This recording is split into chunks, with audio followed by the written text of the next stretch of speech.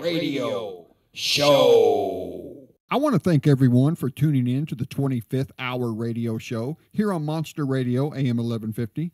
I am your host, Rob Fairless, and on the phone with me today is the original lead vocalist, lead guitarist, and principal songwriter of Grand Funk Railroad, Mr. Mark Farner. Mark, thanks for taking a few minutes out of your day to join me on the show.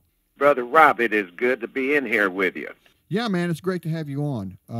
Mark, I always start off the show in the same fashion by giving the listeners out there a little background information about the day's guest. Now, for you, of course, you're known for your music, but in the very beginning, you had dreams of being a football player, right? Just a quick history lesson here. How did the dream of holding the pigskin turn into the career of holding a guitar? Well, I loved playing football. My mother knew this. My dad died when I was 9 years old, and so my mom kind of tried to do both things, you know. She tried to mom and dad it for me. She did a wonderful job. Yes, a wonderful lady. But when I got hurt playing football, and the coach was bummed out because I also ran track, you know, and when we got the news from the doctor, we had to go over and tell him I would no longer be in sports. And that really broke my heart because, dude, I lived to hear my name called out on that loudspeaker. That was Farner, number 66, in on the tackle. You know, I was a defensive linebacker over center, and I loved that roving reporter position. So when I got hurt, my mother felt like, you know, and I really loved music because my family's from, on my mom's side, from Leachville, Arkansas. And every Sunday we would have a get-together, and people bring their fiddles, guitars, banjos, violins, you name it, and saxophones and all the vocals, and we did music every Sunday. It was just part of what life was for me. And then, and she knew that I liked the music, but I wanted the attention that I was getting from the chickie poos, you know. That was, you know, that was on my adolescent mind. So, and she knew that by my 15th birthday there that she got me 6 lessons and rented a flat-top guitar, a K acoustic guitar that would have been better used as a bow and arrow set, man. I'm telling you, the strings were so far away from the neck, you had to really pull down on them to get them to touch. But it was a good one to learn on. And the guy shot himself in the foot going over a fence. The guitar teacher, after the 3rd lesson, called my mother and told her that I'd have to, you know, move on and just hang out with the guys in high school that had this band, have them show me chords and that, because I was picking up, and that he couldn't no longer teach. He wasn't going to be able to finish his obligation with me. So that's what I did. I went and hung out and watched the guys play their chords, and then I'd ask them about this and that, and then they'd tell me the names of the chords, and, you know, it just kind of worked for me. That's how it all took place. You know, Mark, the reason why I ask a few questions about the musician's beginnings is because, you know, there's so many people out there listening wanting to reach the level of success that you've reached in the industry. And by asking these questions, hopefully I'm giving them ideas on what they can do in their own career. Now, that being said, man. Right? Yeah, man. Before you, quote, unquote, made it in the business, how tough was it on you to keep up with that dream of being a professional musician? I mean, were you playing gigs at night, working a full-time job during the day, or were you lucky enough to get in a band and that's how you made your living all the way up until Grand Funk? Well, in the 11th grade, I got laid off of high school. I'm from Flint, Michigan, you know. So I got laid off. And I started to go to summer school, which was a night class in Flint, but it was interfering with my ability to make money, which I did, going and playing music and singing at these parties and wedding receptions and wherever we could play. You know, I was part of a band now. I was my 2nd year in music, and, you know, it was a big deal. But I went to my mom and dad, my stepdad, and I said, this is, you know, it's interfering with me being able to make the money that I need to be making, doing what I do. And they went, well, with their blessings, they said, go ahead, you don't have to have diploma as far as we're concerned. You're doing what you like to do, and if you can make money doing it, all more power to you. And I did. So, of course, I have to talk a little bit about your time with Grand Funk. I mean, you guys composed some of the greatest rock songs in history together. You know, it's a true sign of greatness when songs can resonate with listeners from one generation to the next. You know, like we're talking, we're an American band, I'm your captain. Why do you think songs like this still connect with listeners so many years after they were first released? Well, I believe in the case of American Band, it's you know, Brewer wrote the lyrics, but I wrote the music to that, and I wanted it to be a party song, to have that kind of a feel. And I told Brewer, I said, we need to have a cowbell on this thing. He didn't own a cowbell. And he says, well, I'll go get one. I said, well, get 6 of them, and we'll pick the best one. So he did. He brought 6 cowbells into rehearsal. We picked the one that really stuck out there, and that's the one that made it to the record. And that drum intro was something I heard in my head, and I said, Brewer, can you play this? And I showed it to him, and he said, there's no way. I said, you could do it, man. I can hear it in you. You got it in you. So I kept after him, and he mastered that lick. And it's a pretty quick lick, but he's, you know, somebody that kicks and slaps the bass drum the way Brewer does. He sets back away from his kit. He doesn't sit on top of the kick drum. He sets back away from it, so he's pushing it more than he is stomping on it, you know. And so he can get that quickness of the ba-bump, and he did it. So I think that with that intro, the guitar lead coming in, and it's a setup for da-da-da, and then the cowbell, I mean, it's like a no-brainer. This song is going to rock, you know. That's how that all happened, and it was in a party atmosphere. Lynn Goldsmith, who was our publicist at the time, said, why don't you guys do a song about what you are, who you are? You're an American band, you know. And that just gave Brewer, the lights went on in his head as far as the lyrics. And then when he brought the song to rehearsal, the lyrics, I said, well, yeah, I can hear this. And I went, doodle-doodle-dam. You know, I started playing some stuff to it because it was a fun song. Do you see a wide range of age groups coming to your shows? I mean, do you see parents bringing their children, making memories at a Mark Farner concert these days? Absolutely. In fact, I was just, like last month, we were at this concert where some of the people that have been keeping up with me over the years brought their kids, and they got kids that are 12 and 14 years old, and then their parents were with them. And they were all, you know, in the autograph line, and I got to meet them and give them hugs. And they said, we took your challenge, and we stopped watching television, not only lamestream, but everything. And they thanked me over and over and over. Because I challenged people, you know, to stop watching television for a year. Detox. See what happens. See how close you can get to your heart for that time. And do nothing else but lean in towards home, and they took it up, and they did it, and it was a wonderful experience for them. And I'm telling you what, those kids, they knew every word to my songs because you know, the parents loved it. You know, Mark, I'm 44 years old right now. You know, I'm not the same guy I was when I was 20 years old, physically or mentally. For my job, I just have to sit and talk most of the time, but for you, you're a rock star, man. You're on the road performing night after night, year after year. What's your secret, man? How do you maintain the level of energy it requires to continue to do what you do?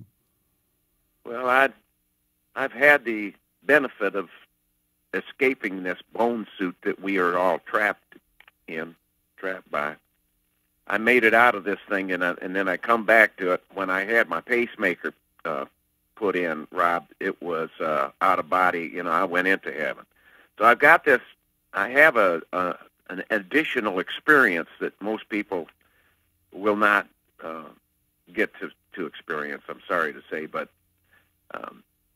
prior to that, I had already been telling my wife, Lisa, I said, honey, the problem with this world is people are in debt consciousness, and the consciousness of Christ, like Christ consciousness, there's no debt associated with, because in true love, in pure love, there is no debt. No one owes anything to anybody. It's an impossible scenario. It doesn't belong there in that realm, and that's who we are. It's where we came from, and then we had to submit consciously to the silly notion of debt, any kind of debt. I'm not just talking money debt, but that, of course, is a portion of what debt holds us back. Mm-hmm. But I know these things in my heart, and I know that I'm in touch with the Creator, because I look into the kingdom of heaven within me for that insight and for the revelation that it's going to take me to write that next song, in spite of the ownership of most of terrestrial radio now since 1995 and the deregulation of the FCC. That really killed us, really put a stab wound in us. But we're still hanging on. Love is still alive, and the spirit of the United States is living in the hearts of those who still believe. Now, are you a superstitious guy? I mean, do you have a certain routine you go through to prepare yourself on the day of a show?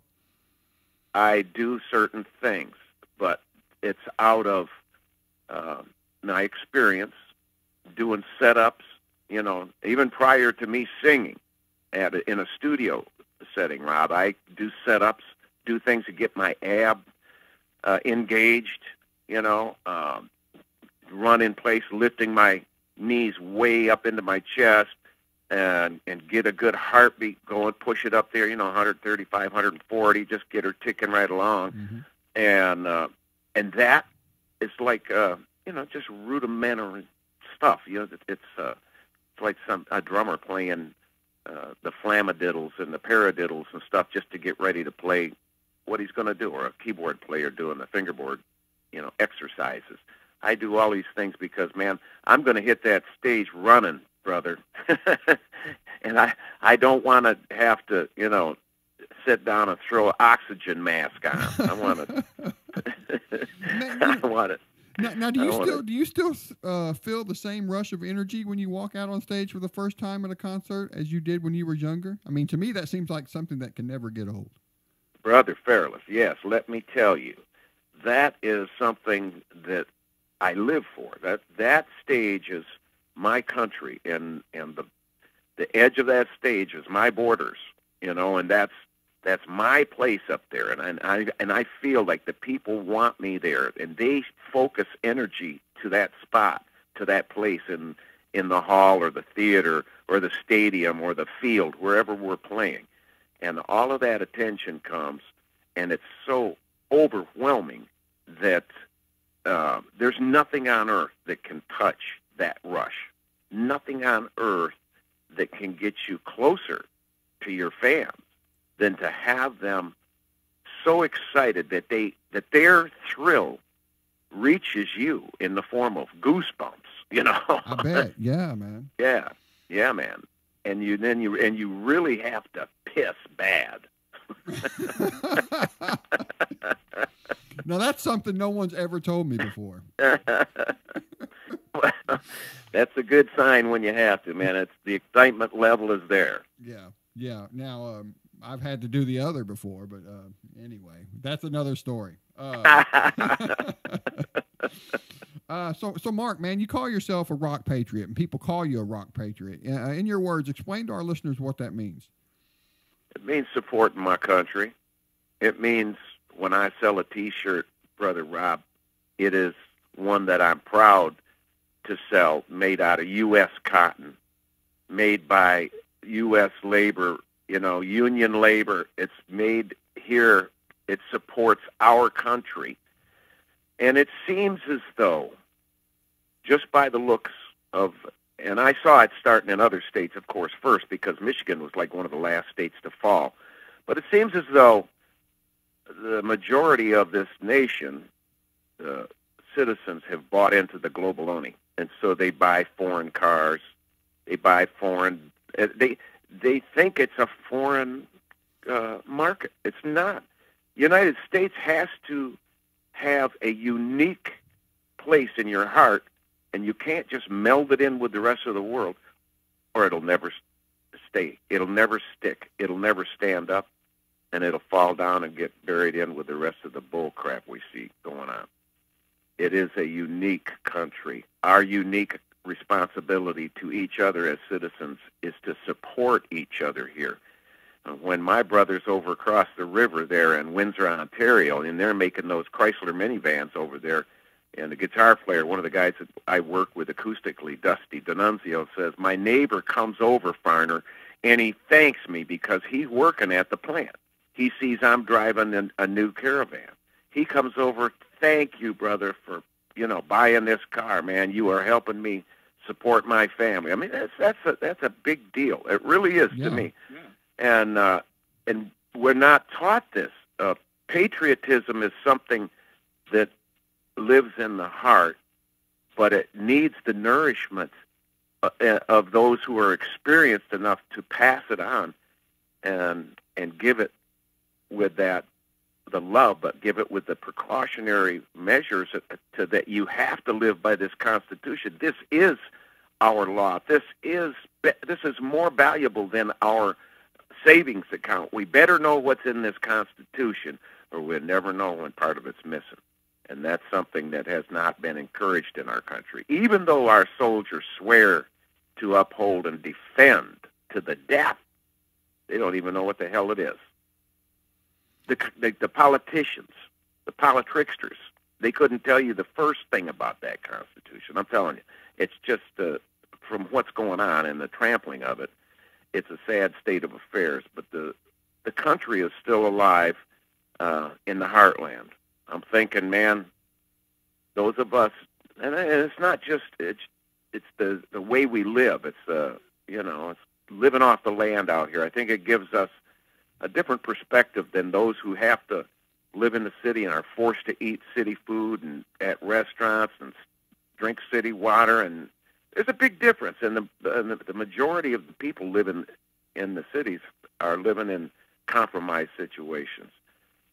But those of us in the heartland, man, we're still hooked up with the earth. We want to take care of Mother because Mother takes care of us. Absolutely, man. I appreciate what you say as a Christian and as a patriot. I really do. I really dig that, man. So, Mark, outside of your life of music, what's Mark Farner like? I mean, how do you spend your free time when you're just trying to relax and get away from it all? I mean, do you have any hobbies? I mean, do you still break out the tuba every now and again? No, I don't bust out the tuba. But I did pick up another instrument when I come back into this bone suit 3 years ago. I play slide guitar now. I never played slide before. It didn't interest me enough to, want to do it. I had played slide just by grabbing a mic stand and sliding my guitar across it, but I never put a slide on my finger and tried to do anything. And then now I just put a slide on my little pinky. I leave it in standard tuning, and it sings to me. So I got that, and I love it. And a friend of mine sent me a national dobro. I mean, a real original one made in Nashville, Tennessee. Mm-hmm. And so I have that as an inspiration. And when I want to go, to that place in my mind where I just get away from it all, I either grab my gun and go do some target shooting. Because when I'm shooting, I'm so concentrating on my form and that bullseye, the front sight. Of course, my eyesight is locked on the front sight. Everything else is out of focus. But, man, I'll tell you what, that concentration in that picture takes me away from every other thought that clouds my head some days, That really pulls me out of there. And fishing does the same thing for me. I'm a lucky guy. I love to shoot, and I love to fish. You're an outdoorsman. Oh, yes, absolutely. And I'm a deer hunter. And that's the only red meat I eat is what I shoot. Me and you have a lot in common, sir. Well, good. Yeah. That's a dang good answer. Yeah, we do. We have a lot in common. Now, I'm curious, though, as a songwriter, at this point in your career, do you still write music just for your own personal enjoyment? I mean, just songs for yourself that you have no intention of ever playing for anyone? Well, I never know because I don't intend when I'm thinking about songs. I don't focus or intend them to be anything. I just start listening to my heart, because it all comes from in there someplace, brother. And when it starts materializing, and I start, just this morning, I picked up, I'm playing a guitar that I played on WGN down in Chicago. It was rented, dude. And when I played this guitar, it's a Taylor. And the guy, Ziggy, who is the engineer on the show, he says, I've been here 33 years. I have never heard an acoustic guitar sound like that. He says, I'm not even putting any of my compression or anything on it. I'm just taking it the way you're giving it to me. And so anyways, long story short, I end up getting that guitar. I buy it from the place we rented it from. And the guy, Denny Kellogg at Midtown Equipment down in Chicago, heck of a stand-up guy. And, I swapped him actually for a J45 Gibson I had. But that guitar influences me in such a way. I tuned to A432 instead of A440, which is a standard concert pitch for the United States is A440. But I drop it 8 cents into 432, into this range for an acoustic instrument comes alive at 432. There are, harmonics and things that tweak out, that come out of the sound of those strings it's just magic. It enhances your chord by, 100 times. It's not louder, dude. It's just more. It's just more. And I don't know how to explain it other than that. So I'm in 432. I grab that guitar. I make sure it's dead on, in tune, and then I just start playing. I'm in a dining room with a wood floor. The sound is coming back to me, and I made a mistake by grabbing a chord wrong, a different formation. But it was a wonderful mistake, because, man, I'm going to keep it in the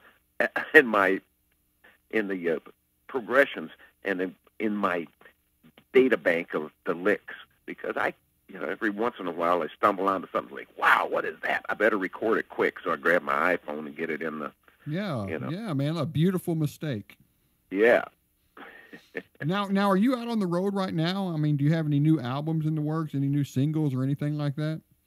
I do have 4 new songs that I've cut that we're going to get in and try to finish, or we might just release an EP. Depends on what my manager can come up with. But yes, I am writing.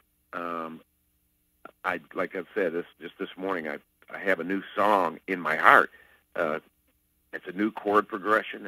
It's great because it's kind of I like the shuffle, like a heartbeat, bump, bump, bump, bump, bump, bump, and something that drives low and gritty like that.